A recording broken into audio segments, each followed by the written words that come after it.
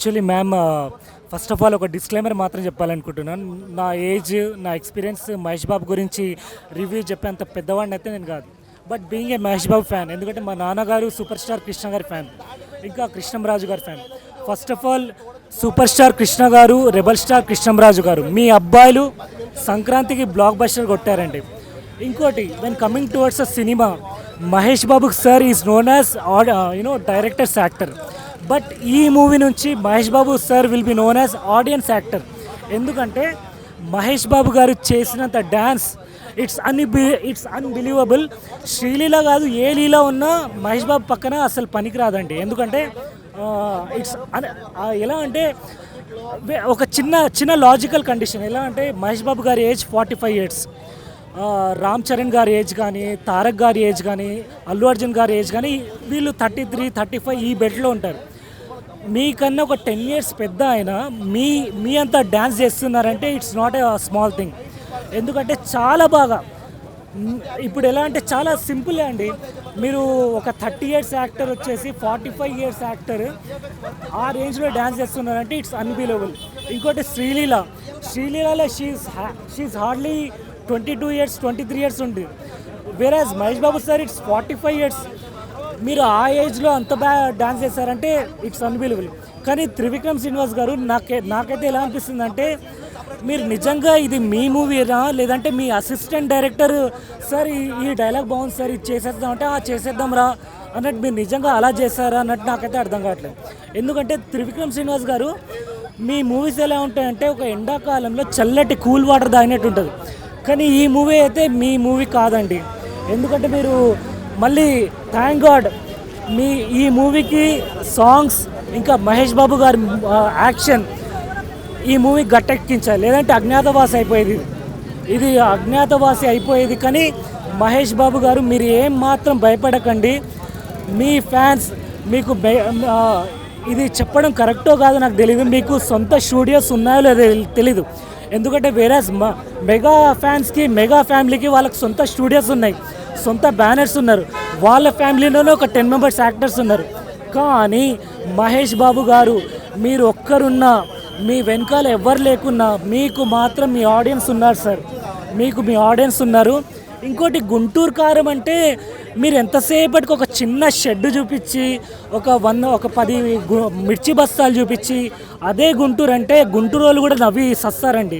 ఎందుకంటే గుంటూరు అంటే ఒక కల్చర్ ఉంటుంది, ఒక ట్రెడిషన్ ఉంటుంది, వాళ్ళది వాళ్ళ కట్టుబాటు ఒకటి ఉంటుంది.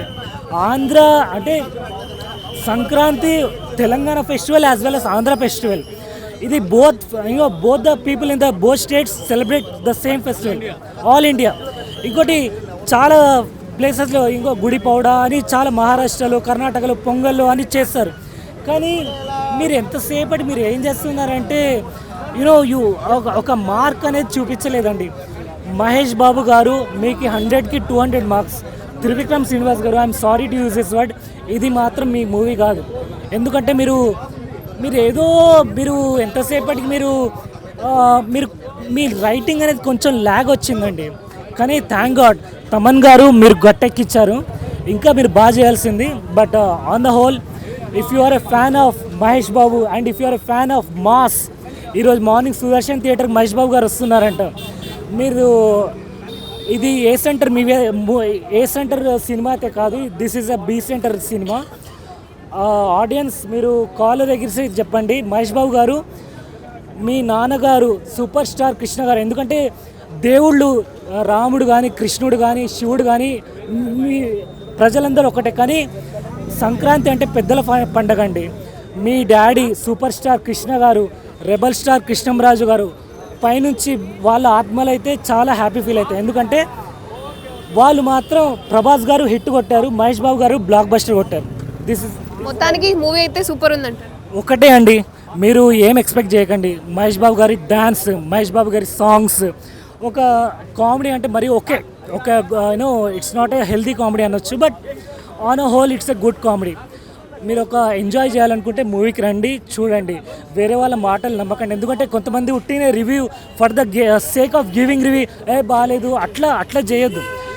You have to come. And ఎందుకంటే ఇప్పుడు మహేష్ బాబు గారు మీకు ఒకటి చెప్తున్నాను, మహేష్ బాబు గారి fans, Mahesh Babu going to be Mahesh Babu will be doing a globe trotting movie. Next Mahesh Babu గారు ఒక సేఫ్ హ్యాండ్స్లో ఉన్నారు. ఎందుకంటే మహేష్ బాబు గారు నెక్స్ట్ తీయబోయే మూవీ ఎస్ఎస్ రాజమౌళి గారితో మూవీ. అందరికి ఇలాంటి ఛాన్స్ రాదు బ్రదర్.